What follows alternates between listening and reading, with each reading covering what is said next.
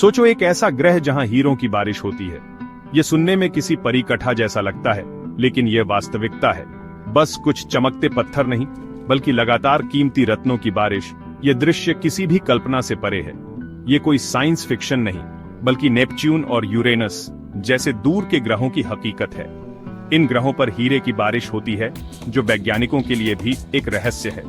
ये ग्रह, जिन्हें बर्फ के दानव कहा जाता है, हमारी पृथ्वी से बहुत बड़े हैं और रहस्य में डूबे हुए हैं।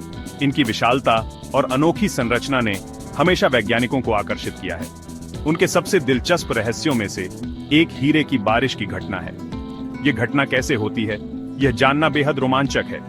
सदियों से इंसान सितारों को देखते रहे हैं और ब्रह्मांड के रहस्यों के बारे में सोचते रहे हैं। हर नई खोज हमें और भी चमत्कारों के करीब ले जाती है। अंतरिक्ष की विशालता में अनगिनत रहस्य हैं, और हीरे की बारिश की संभावना उन अजूबों का प्रमाण है जो हमारी खोज की प्रतीक्षा कर रहे हैं। यह हमें यह सोचने पर मजबूर करता है कि ब्रह्मांड में और कितने अद्भुत रहस्य छिपे हो सकते हैं। आइए हम इन बर्फ के दानवों के दिल में एक साथ यात्रा करें और इस असाधारण घटना के पीछे के विज्ञान को उजागर करें।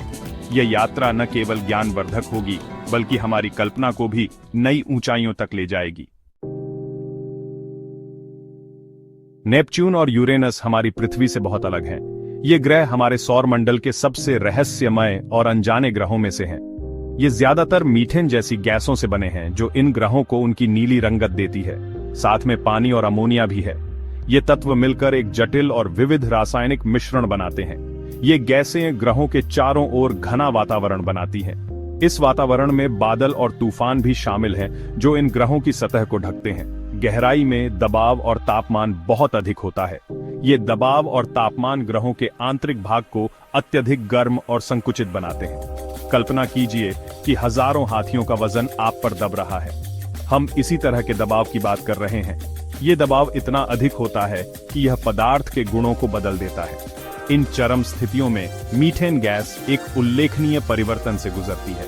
यह परिवर्तन गैस को ठोस में बदल सकता है। तीव्र दबाव मीथेन के अणुओं को तोड़ देता है, जिससे कार्बन परमाणु निकलते हैं। ये कार्बन परमाणु फिर एक नई संरचना बनाते हैं। ये कार्बन परमाणु फिर एक साथ जुड़कर बड़ी और बड़ी संरचनाएं बनाते हैं। ये संरचनाएं हीरे जैसी ठोस संरचनाओं में बदल सकती हैं।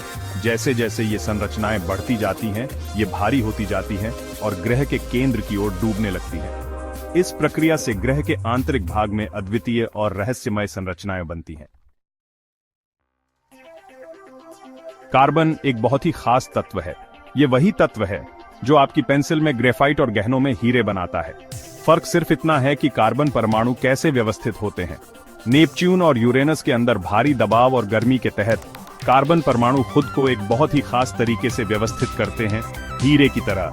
जैसे जैसे हीरे के क्रिस्टल बड़े और भारी होते जाते हैं, वे गैस की परतों से गिरने लगते हैं। इसे हम हीरे की बारिश कहते हैं।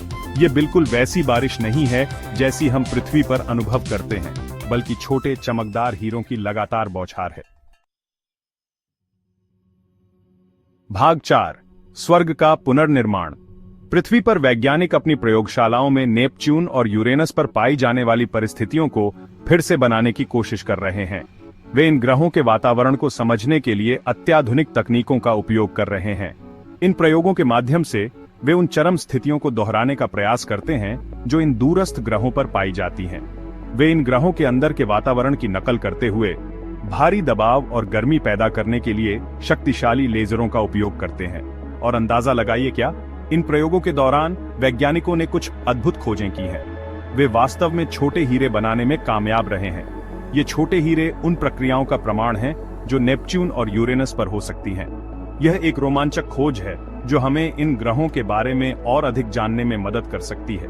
ये प्रयोग हमें यह समझने में मदद करते हैं कि इन दूर की दुनिया में हीरे की बारिश कैसे हो रही होगी। ये कल्पना करना अद्भुत है कि इन ग्रहों पर हीरे की बारिश हो सकती है, और यह हमें ब्रह्मांड की विविधता और सुंदरता का एक नया दृष्टिकोण देता है। हालांकि हम इस घटना को प्रत्यक्ष रूप से देखने के लिए अभी नेपच्यून या यूरेनस की यात्रा नहीं कर सकते हैं, लेकिन वैज्ञानिक इस दिशा में निरंतर प्रयास कर रहे हैं।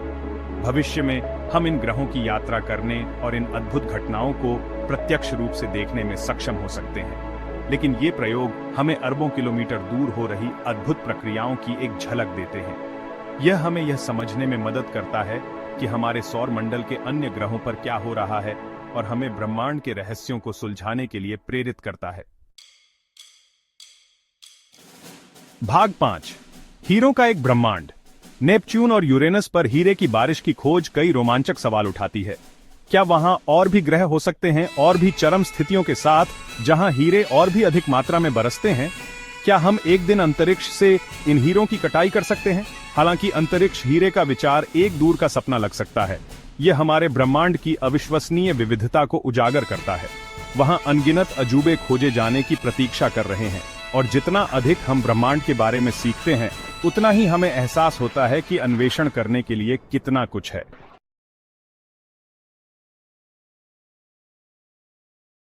कमेंट्स में हमें बताएं, और हां, चैनल को सब्सक्राइब करना मत भूलना। मिलते हैं अगले वीडियो में।